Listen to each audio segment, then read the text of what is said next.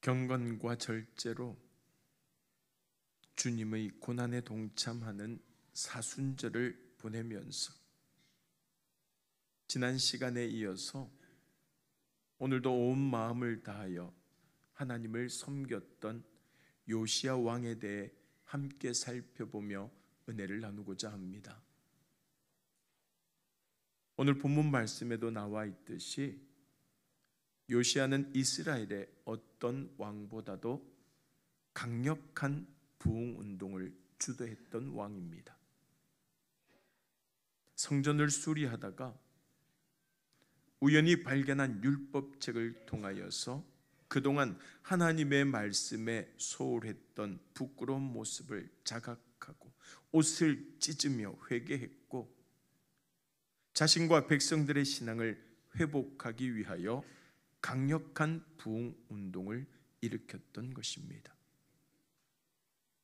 다른 왕들 같았으면 율법책을 발견한 것을 자신의 업적으로 돌리며 왕으로서의 입지를 굳히기에 바빴을 것이지만 요시야 왕은 오히려 엎드려 회개했습니다.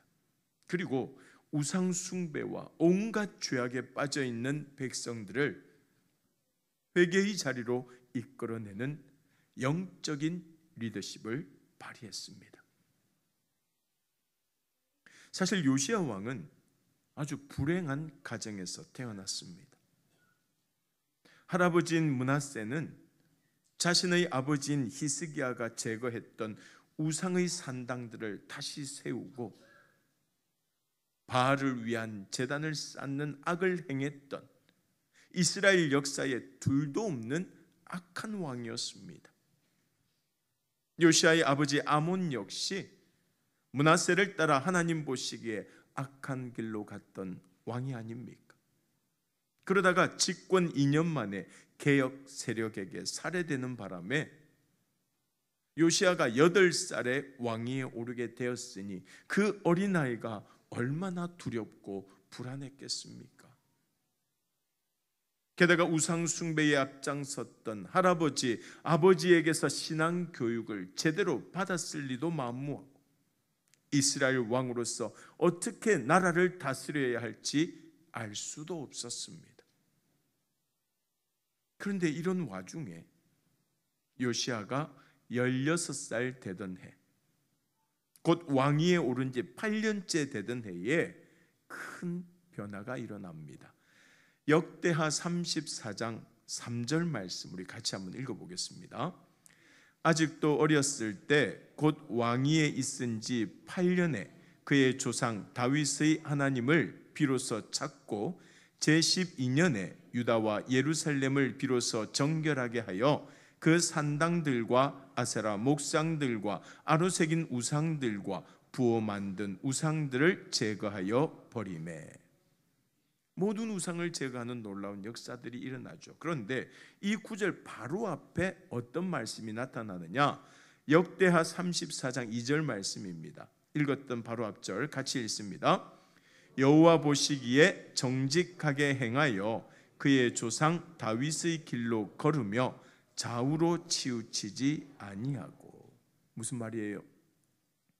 요시야가 율법책을 발견하기 훨씬 전인 16세 때부터 하나님 보시기에 정직하게 행하여 다윗의 길로 걷는 영적인 자각이 일어났고 하나님을 향한 이런 올곧은 마음이 훗날 대대적인 종교개혁의 단초가 되었던 것입니다.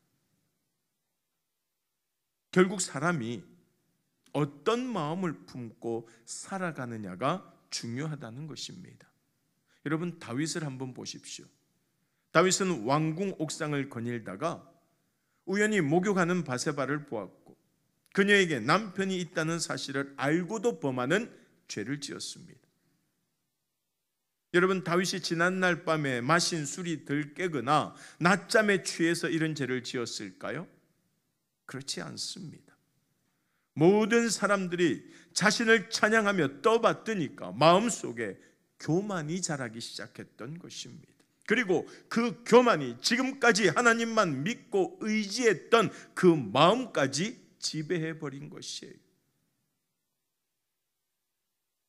우리가 두려워해야 할 것이 바로 이것입니다. 우리 마음에 교만과 욕심이 자라고 있다면 행여 지금까지는 믿음을 지키며 잘 살아왔을지라도 한순간에 죄에 빠질 수 있기 때문에 언제나 마음을 살피고 지켜야 한다는 것이에요. 요시아처럼 어떤 상황 속에서도 좌우로 치우치지 않고 믿음의 길을 걸어가야 한다는 것입니다. 그렇다면 어려서부터 하나님을 사랑하고 하나님 보시기에 정직하게 행했던 요시야 왕이 개혁을 통하여 이루고자 했던 것이 무엇일까요? 먼저 첫 번째로 유월절의 회복을 통하여서 마음과 정성을 다해 하나님을 예배하기를 원했습니다. 열왕기하 23장 21절에서 22절 말씀 우리 같이 한번 읽어봅시다. 왕이 뭇 백성에게 명령하여 이르되 이 언약책에 기록된 대로 너희의 하나님 여호와를 위하여 유월절을 지키라 하며 사사가 이스라엘을 다스리던 시대부터 이스라엘 여러 왕의 시대와 유다 여러 왕의 시대에 이렇게 유월절을 지킨 일이 없었더니, 자, 무엇을 지키라고 하며?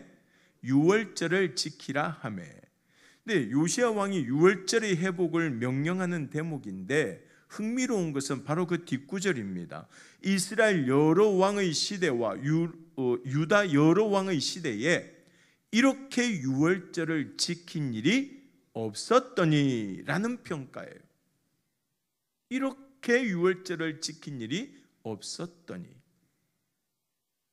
아마 역대 왕들이 이 기록을 보았다면 굉장히 억울했을 것입니다. 왜요? 그들도 나름대로 유월절을 열심히 지켰기 때문입니다. 그런데 왜 성경은 그동안 이렇게 유월절을 지킨 일이 없었다고 기록하고 있을까요? 그 이유를 알아보려면 요한복음을 먼저 살펴봐야 됩니다. 자, 요한복음 2장 13절 말씀 우리 같이 한번 읽어볼까요? 요한복음 2장 13절입니다. 유대인의 유월절이 가까운지라 예수께서 예루살렘으로 올라가셨더니, 누구의 유월절이라고요? 유대인의 유월절이라고 이야기합니다. 한 군데 더, 요한복음 6장 3절에서 4절 말씀입니다. 같이 한번 읽겠습니다. 예수께서 산에 오르사 제자들과 함께 거기 앉으시니 마침 유대인의 명절인 유월절이 가까운지라. 누구의 명절이라고요? 유대인의 명절이 무슨 절기? 유월절이라는 것입니다. 두 구절에서 우리는 유대인의 유월절, 유대인의 명절인 유월절이라는 표현을 보게 되는데, 유월절의 주인은 여러분 누구일까요? 하나님이세요. 하나님. 유월절을 지키라고 명하신 분도 누구세요? 하나님이십니다. 따라서 유대인의 유월절이 아니라 여호와 하나님의 유월절이라고 해야 한다는 것이에요. 자, 출애굽기 12장 11절 말씀 우리 같이 한번 읽어보겠습니다. 너희는 그것을 이렇게 먹을지니 허리에 띠를 띠고 발에 신을 신고 손에 지팡이를 잡고 급히 먹으라. 이것이 누구의 유월절이라고요? 여호와의 유월절이니라. 할렐루야. 그런데 요한복음에서 유대인의 유월절이라고 표현하고 있는 것은 당시에 타락한 유대인들이 하나님의 말씀대로 유월절을 지킨 것이 아니라 자기들 멋대로 자기들이 내키는 대로 유월절을 지켰기 때문이라는 것입니다. 사실 유월절을 지키라는 하나님의 말씀에는 출애굽의 기쁨과 감격을 기억하며 누리라는 의미가 담겨져 있는 것이에요. 종살이하던 그들을 하나님께서 어떻게 구원하시고 홍해를 건너게 하시고 자유를 누리게 하셨는지 기억하고 하나님의 은혜에 감사하고 기뻐하라는 말씀입니다. 하지만 그런 유월절의 정신은 다 잊어버리고 매년 다가오는 명절을 보내듯이 형식만 남아 있었고 결국 이렇게 유월절을 지킨 일이 없었다는 부끄러운 평가를 받게 되었던 것입니다. 여러분, 문제는 오늘날 우리가 드리는 예배도 크게 다르지 않다는 것입니다. 솔직히 우리 역시 오직 하나님의 영광을 위해 하나님께서 기뻐 받으시는 예배를 드리기보다 우리가 은혜 받고 위로받기 위해서 예배 드릴 때가 더 많지 않습니까? 또 조금만 몸이 좋지 않아도 집에서 영상으로 예배를 드리거나 여행 갔다가 근처에 있는 아무 교회나 들어가서 잠시 예배 드리고 다시 여행을 다니기도 하면서 자기 형편과 편의에 맞춰서 예배 드리고 있지는 않습니까? 하나님께서 이런 모습을 보시고 너희가 예배를 제대로 드린 적이 없었다고 말씀하셔도 할 말이 없지 않겠습니까? 그러므로 이 시간 우리가 드리는 이 예배가 하나님의 예배인지 우리의 예배인지 다시 한 번 더 생각해 보시기 바랍니다. 사랑하는 여러분, 예배는 공연이 아니에요. 여러분들은 관객이 아닙니다. 오늘 설교는 어떤지 한번 들어보자, 오늘 특송은 누가 나와서 부르나 하는 마음으로 예배를 평가하듯이 참석해서는 안 된다는 말이에요. 왜냐하면 우리가 드리는 이 예배는 우리를 위한 우리의 예배가 아니기 때문입니다. 하나님께 드리는 하나님의 예배이기 때문에 설교하는 목사나 기도하는 장로나 찬양하는 찬양대뿐만이 아니라 이 자리에 있는 모든 성도들이 온 마음과 온 몸을 다하여서 하나님께서 기뻐하시도록, 하나님이 기쁘게 받으시도록 최선을 다해야 된다는 사실을 우리는 기억해야 할 줄로 믿습니다. 다시 말해서 예배는 나의 필요를 채우거나 나의 만족을 위한 이벤트가 아니라는 것입니다. 한 주 동안 세상에서 일하느라 지치고 힘들었는데 이 예배를 통해서 위로를 얻어야지, 다음 주에 중요한 일이 있는데 오늘 열심히 기도하면 하나님께서 잘 되게 해주시겠지, 그런 마음으로 예배를 드리면 안 된다는 거예요. 주일을 거룩하게 지키라고 명령하신 하나님의 뜻을 따라 하나님께서 기뻐하시는 예배를 드릴 수 있도록 마음과 정성을 다할 때에 하나님께서 받으시고 우리에게 위로와 평안과 은혜를 허락해 주시는 줄로 믿습니다. 결코 내가 위로받고 힘을 얻고 문제를 해결받는 것이 예배의 목적이 되어서는 안 된다는 것이에요. 여러분, 예배의 주인은 하나님이십니다. 내 상황이 어떻든지 환경이 어떻게 변하든지 오직 하나님께서 정하신 날에 하나님의 뜻대로 하나님께서 받으시는 예배를 드리는 저와 여러분들이 다 될 수 있기를 주님의 이름으로 간절히 축원합니다. 요즘 예배 시간에 성경책도 없이 예배 드리는 성도들이 참 많습니다. 앞에 설치된 스크린에 성경 구절과 찬송가를 다 띄워주니까 굳이 성경책이 필요 없다고 생각하는 것이죠. 그러나 교회에서 스크린에 말씀과 찬송을 띄우는 것은 성경을 빨리 찾지 못하는 초신자들이나 성경책의 글씨가 너무 작아서 보기 힘든 어르신들을 돕기 위한 것이지, 성경책도 펴지 않고 구경하듯 예배를 드리라는 뜻이 아닙니다. 마음과 정성을 다해서 예배를 드리려면 내 손으로 성경을 찾아서 말씀을 읽고 중요한 말씀을 밑줄도 긋고 집에 가서도 다시 한 번 더 묵상하겠다라는 그런 마음의 자세가 필요하지 않겠습니까? 이런 마음이 예배의 시작인 줄로 믿습니다. 옷차림도 그렇습니다. 나는 예배 드리러 간다고 나섰는데 동네 사람들이 보기에 편의점에 라면을 사러 가는 것인지 산책하러 공원에 가는 것인지 알 수 없다면 내가 하나님을 만날 준비를 제대로 하고 있는 것인지 한번 살펴봐야 되지 않겠습니까? 그렇다고 반드시 비싸고 좋은 정장을 입고 멋을 내라는 것이 아니라 이 시간만큼은 일상을 기로하고 하나님을 만나고 경배하겠다는 마음이 옷차림에서도 느껴지고 나타나야 한다는 것이에요. 하나님께서 요시야 왕의 계획을 기뻐하신 것은 그 속에 바로 이러한 하나님을 향한 정성과 진실한 마음이 담겨져 있었기 때문입니다. 오늘 본문 25절 말씀 한번 보세요. 25절 같이 한번 읽어볼까요? 요시아와 같이 마음을 다하며 뜻을 다하며 힘을 다하여 모세의 모든 율법을 따라 여호와께로 돌이킨 왕은 요시아 전에도 없었고 후에도 그와 같은 자가 없었더라. 사랑하는 여러분, 우리도 하나님께 이런 평가를 받아야 되지 않겠습니까? 하나님께서는 큰 교회에서 많은 성도들이 모여서 예배 드리는 것보다 단 한 사람이라도 요시아와 같이 마음을 다하며 뜻을 다하며 힘을 다하여 예배 드리고 하나님께로 돌이키는 것을 기뻐하신다는 사실을 잊지 마시기를 바랍니다. 그러므로 우리 모두가 언제나 마음과 정성을 다해 하나님을 예배하며 하나님의 말씀을 따라 하나님의 백성답게 살아가는 진정한 부흥을 맞이할 수 있기를 주님의 이름으로 간절히 소망합니다. 두 번째로 요시아 왕은 개혁을 통하여서 이스라엘의 근원적인 문제를 제거하기를 원했습니다.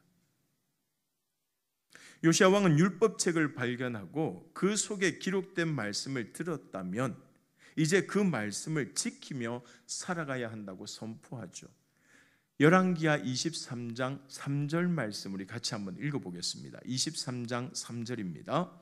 왕이 단 위에 서서 여호와 앞에서 언약을 세우되 마음을 다하고 뜻을 다하여 여호와께 순종하고 그의 계명과 법도와 율례를 지켜 이 책에 기록된 이 언약의 말씀을 이루게 하리라 하매 백성이 다 그 언약을 따르기로 하니라. 아멘. 요시아 왕이 마음과 뜻을 다하여 하나님께 순종하고 하나님의 계명과 규례와 율법을 지키기로 하나님께 약속하자 백성들도 그 언약을 따르기로 약속합니다. 여러분, 이것이 바로 부흥의 시작이에요. 그리고 이어지는 4절에서 20절까지 말씀을 보면 요시아가 이 언약의 말씀을 이루게 하리라고 선포한 후에 백성들이 언약을 지키며 살아갈 수 있도록 그들의 신앙을 방해하는 근원적인 문제, 곧 우상을 과감하게 제거하는 장면이 자세하게 기록되어져 있어요. 오늘 본문 24절 말씀 같이 한번 읽어볼까요? 요시아가 또 유다 땅과 예루살렘에 보이는 신접한 자와 점쟁이와 드라빔과 우상과 모든 가증한 것들을 다 제거하였으니 이는 대제사장 hil기야가 여호와의 성전에서 발견한 책에 기록된 율법의 말씀을 이루려 함이라. 율법의 말씀을 이루기 위해서 모든 우상들을 다 제거했다는 것입니다. 특히 여기에서 드라빔이라고 하는 것은 당시 이스라엘 백성들이 가정의 수호신으로 섬기던 우상인데 크기가 작아서 외출할 때도 가지고 다녔던 것입니다.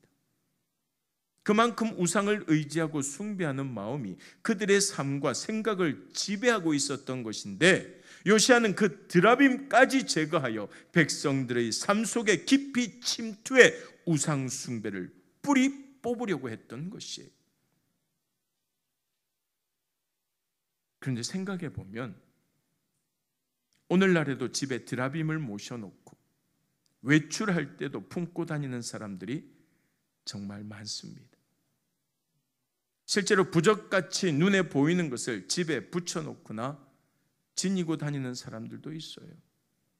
예수 믿는 사람들도 여러분 집 앞에 입춘 대길 하고 써놓은 사람들도 얼마나 많습니까?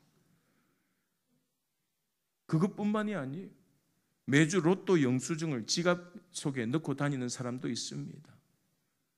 요거 걸리면 인생 한 방이야. 조금씩 불어나는 적금 통장이나 커가는 자녀들을 보면서 위안과 용기를 얻는 사람도 있습니다. 쟤네들이 내 먹여 살려주겠지. 여러분, 하나님보다 더 믿고 의지하는 모든 것이 성경이 말하는 드라빔입니다. 그런데 우리에게도 남몰래 감춰둔 드라빔이 하나씩 있다는 것이죠. 따라서 우리 역시 우리의 마음을 자꾸 세상으로 향하게 하는 이런 드라빔과 같은 근원적인 문제를 과감하게 제거하고 그 자리에 하나님을 모셔놓고 살아가는 주의 백성들이 다 될 수 있기를 간절히 소망합니다. 세상의 그 어느 것도 하나님보다, 주님보다 좋을 수가 없어요. 주님께서 우리와 함께 할 때 우리 인생은 승리의 인생이 된다는 사실을 잊지 마시고 마음속에 세상 것보다는 그 중심에 하나님을 늘 모셔놓고 살아가는 믿음의 백성들이 다 될 수 있기를 간절히 소망합니다. 마지막 세 번째로 요시야 왕은 개혁을 통하여서 백성들이 하나님 중심, 말씀 중심으로 살아가기를 원했습니다. 열왕기하 23장 21절 말씀을 같이 한번 읽어보겠습니다. 왕이 뭇 백성에게 명령하여 이르되 이 언약책에 기록된 대로 너희의 하나님 여호와를 위하여 유월절을 지키라 하매. 여기서 중요한 말씀들이 참 많이 나타나는데 언약책에 기록된 대로라는 것은 다른 말로 어떻게 표현할 수 있느냐? 말씀 중심으로. 그리고 하나님 여호와를 위하여라는 말은 어떻게 바꿀 수 있어요? 하나님 중심으로 살아가라는 말이에요. 이것이 바로 요시야가 단행했던 개혁의 정신이었습니다. 사랑하는 여러분, 거듭 말씀드리지만 부흥은 교회 건물이 커지고 성도들이 폭발적으로 늘어나야만 하는 특별하고 거창한 일이 아닙니다. 세상 사람들과 똑같이 나를 중심으로 내 뜻과 생각을 중심으로 살아가던 우리가 살아계신 하나님을 만나서 구원의 은혜를 깨달은 후에 이제 하나님께서 원하시고 기뻐하시는 뜻대로 순종하며 살아가겠다고 결단하는 마음의 변화, 나아가서 실제로 그렇게 살아가는 삶의 변화가 진정한 부흥인 줄로 믿습니다. 중세의 종교개혁가들이 부패한 가톨릭 교회를 향하여서 하나님께로 돌아가자며 외쳤던 슬로건이 무엇입니까? 오직 믿음, 오직 성경, 오직 은혜입니다. 이 신앙의 정신이 결국은 요시야 왕이 이루고자 했던 개혁의 정신이었던 것입니다. 개혁의 사전적 의미를 살펴보면 새롭게 뜯어 고치는 것이라고 나와 있지만 헬라어로 보면 디오로도시스, 뜻이 무엇이냐? 흐트러진 것을 바로잡는 것이라고 정의하고 있습니다. 흐트러진 것을 바로잡는 것, 즉 정정이나 회복을 뜻하는 것이죠. 따라서 종교개혁은 무엇인가를 뜯어 고치는 변화가 아니라 먼저 원위치로 돌아가는 것이, 회복하는 것입니다. 그리고 우리가 돌아가야 할 곳은 당연히 하나님의 말씀, 오직 성경이라는 것이에요.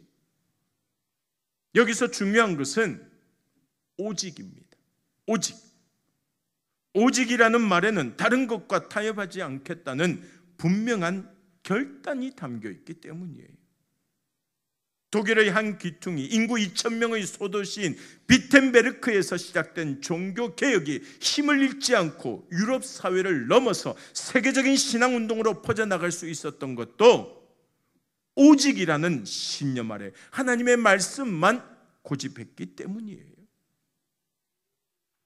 다시 말해서 종교개혁은 성물 숭배나 면죄부를 통해서도 구원을 받을 수 있다고 하는 그릇된 생각을 버리고 오직 믿음과 오직 성경과 오직 하나님의 은으로만 구원받을 수 있다는 진리로 돌아오게 한 사건이라는 것입니다. 사랑하는 여러분, 신앙의 연수가 더해질수록 구원은 아무 자격 없는 나에게 주어지는 하나님의 은혜임을 더욱 깊이 깨닫고 겸손해지지 않을 수 없습니다. 그래서 우리에게는 오직 믿음, 오직 성경, 오직 은혜가 중요한 것이에요. 그러므로 요시야 왕이 마음을 다하며 뜻을 다하며 힘을 다하여 하나님께로 돌이키기 위해 노력했듯이 오늘 주신 말씀 꼭 기억하면서 우리 역시 하나님과 하나님의 말씀을 중심으로 살아갈 때 우리의 삶과 우리의 가정과 교회와 이 나라, 이 민족이 하나님께로 돌이키고 하나님 안에서 자유와 평안을 누리는 진정한 부흥을 누리며 살아갈 수 있기를 주님의 이름으로 간절히 소망합니다.